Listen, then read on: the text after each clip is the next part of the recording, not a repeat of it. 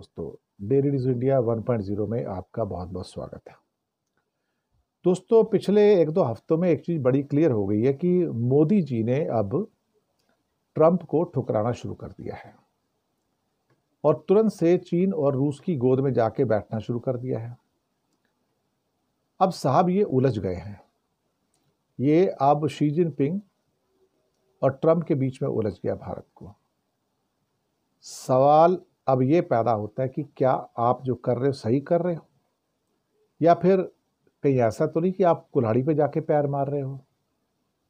देखिए, मैं एक बात कहना चाहूँगा और खुलकर कहना चाहूँगा, मोदी अपनी ज़िंदगी का सबसे बड़ा ब्लंडर कर रहे जा रहे हैं।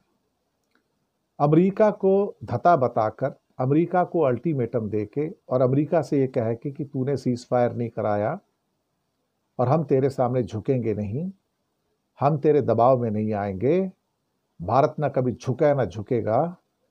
मुझे लगता है कि मोदी सरकार विदेश नीति में अपनी जिंदगी का सबसे बड़ा ब्लंडर करने जा रही है।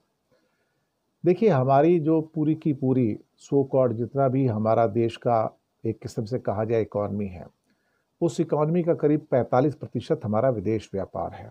उस विदेश व्यापार की जो बैकबोन है साहब, वो अमेरिका है। बैकबोन क्या है? डॉलर है। हमारे पास जो करीब 700 या 690 बिलियन डॉलर का जो भंडार है साहब, वो कहाँ से आया? वो अमेरिका से आता है, या अमेरिका से जो हमारे पास रेमिटेंसेज आते हैं उससे आता है, या जिस चीज़ के साथ भी हमारा प्लस का ट्रेड है उससे आता है।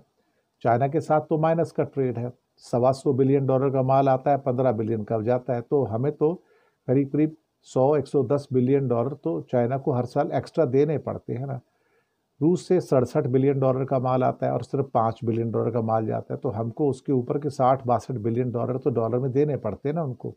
अभी ठीक है, अभी तो थोड़े दिनों में रुपये अकाउंट में जा रहा है, लेकिन बाद में तो डॉलर देने ही पड़ेंगे ना, जब वो कन्वर्ट हो जाएगा पूरा का पूरा, तो तब आप क्या करोगे? तो डॉलर कहाँ से आएंगे आपके पास? डॉलर तो अमेरिका से आएंगे।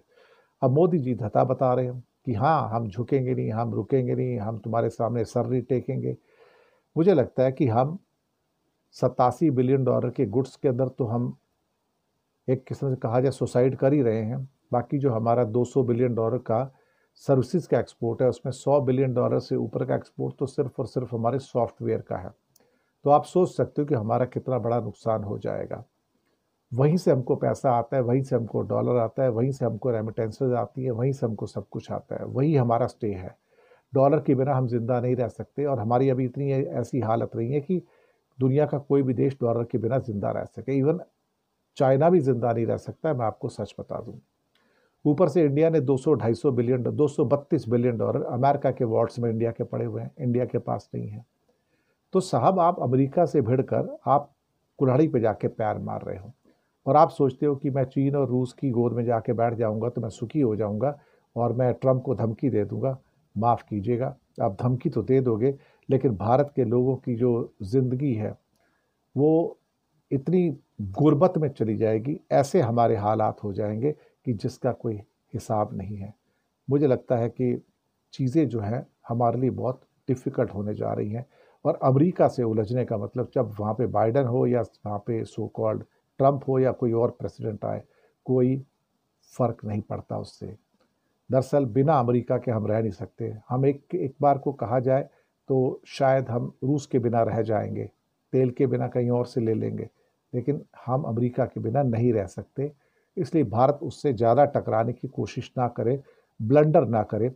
एक के बाद एक बेवकूफ़ियाँ की जा रही हैं मोदी के द्वारा, पीयूष गोयल के द्वारा, राजनाथ के द्वारा और बाकी लोगों के द्वारा।